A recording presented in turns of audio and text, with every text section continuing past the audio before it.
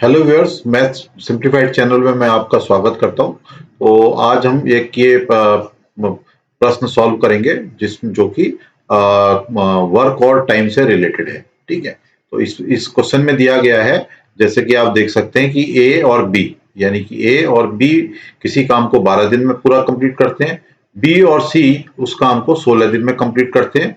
उसके बाद कर सकते हैं। ठीक है, तो उसके बाद ए जो है वो अकेला 5 दिन के लिए काम करता है और बी जो है अकेला उसको 7 दिन के लिए काम करता है।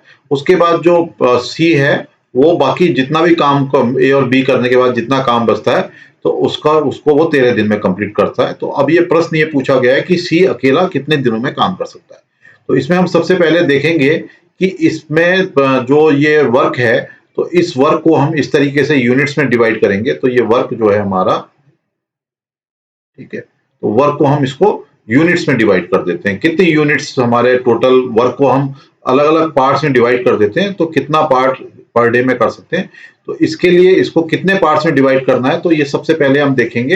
ये जो ए और बी को मिलके 12 दिनों में काम करते हैं और बी और सी मिलके 16 दिनों में काम करते हैं। तो हम इस वर्क को जो डिवाइड करेंगे वो डिवाइड करेंगे 12 एंड 16 का एलसीएम, जो भी एलसीएम या लॉस ऑफ आता है। तो ये है लेते हैं 12 और 16 का एलसीएम जो है वो हमारा आएगा 48। ठीक है, लोएस्ट कॉमन मल्टीपल ये हमारा 48 आएगा।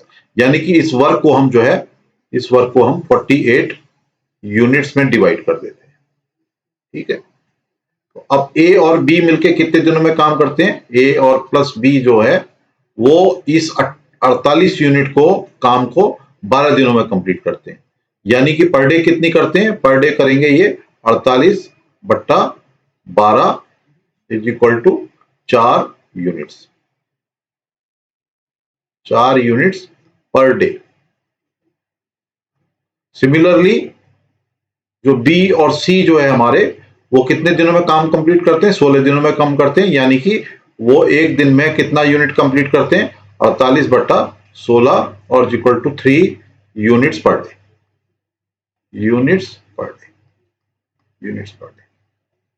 ठीक है, तो अब ये हमारे पास आ गया ए और बी की एक दिन में 4 यूनिट काम कर सकते हैं, बी और सी एक दिन में 3 यूनिट मिलकर काम कर सकते हैं। अब हम ये मान के चलते हैं कि जो बी है बी हमारा जो करता है वो, सपोज करिए एक दिन में एक्स यूनिट करता है। ठीक है, एक दिन में एक्स यूनिट काम करता है बी। तो अब बी अगर जो एक्स यूनिट काम करता है तो ये वाली जो पहली वाली इक्वेशन से ए का एक दिन में कितना काम करेगा, तो ए काम करेगा आपका 4 माइनस एक्स। ठीक है, ए कितना करेगा, 4 माइनस एक्स करेगा।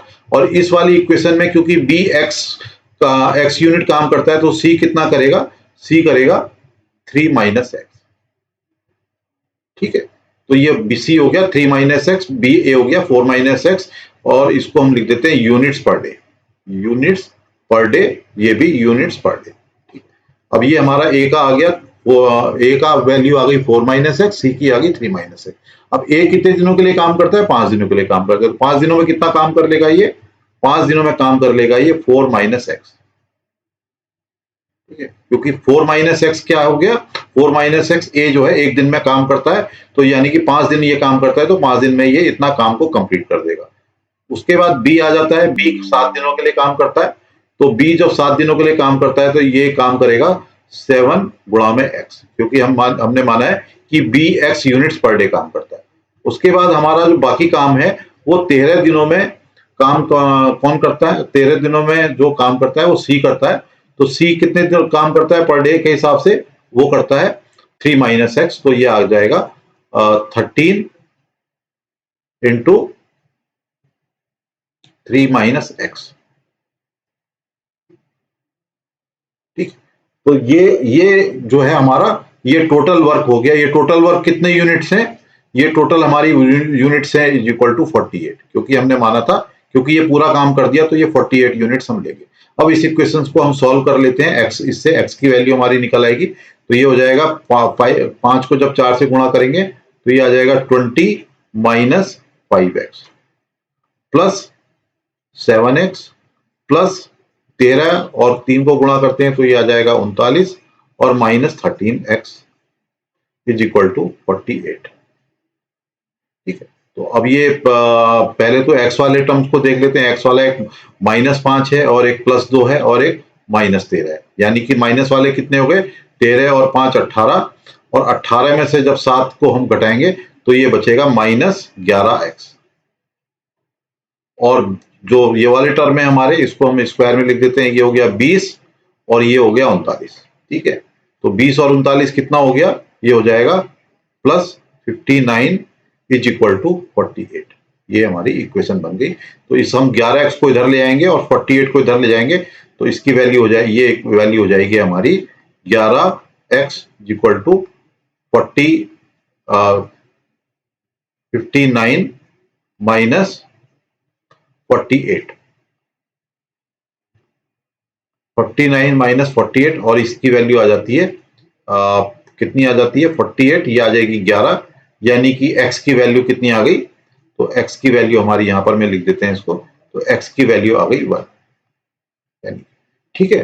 तो x की वैल्यू 1 का मतलब क्या है कि जो b है वो 1 यूनिट काम करता है 1 दिन में। तो इसका मतलब ये b जब काम करेगा तो ये कितने दिनों में काम कर, ये कितना काम करेगा, 48 डेज में करेगा। मगर हमें क्वेश्चन में क्या निकालना है कि c अकेला कितने दिनों में काम कर सकता है। c की वैल्यू हमने कितनी निकाली है, 3 माइनस है, तो c कितनी यूनिट करेगा, 3 minus 1 is equal to 2 units per day, units per day. तो एक दिन में 2 यूनिट करेगा, और टोटल यूनिट कितनी है, 48 है। तो c को कितना टाइम लगेगा, तो c को लगेगा 48 डिवाइडेड बाई 2 और इक्वल टू 24। ठीक है, तो ये हमारा इसका आंसर आ जाता है, ये 24 डेज हमारा आंसर आ जाता है।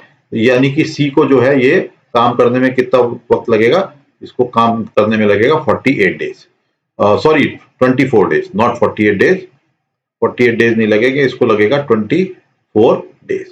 तो ये इस तरीके से जो सवाल है, ये देखिए बड़ा कठिन सवाल लग रहा था, मगर इसको जब आप एक इस तरीके से सॉल्व करेंगे और इस तरह से प्रैक्टिस करेंगे तो आप इस तरह के सवालों को बस बड़े आसानी से सॉल्व कर पाएंगे। तो मैं आशा करता हूँ ये सवाल का सॉल्यूशन आपको पसंद आया होगा, और आपको पसंद आया है तो इस वीडियो को लाइक बटन करें और हमारा हौसला बढ़ाएं और चैनल को सब्सक्राइब करें। धन्यवाद।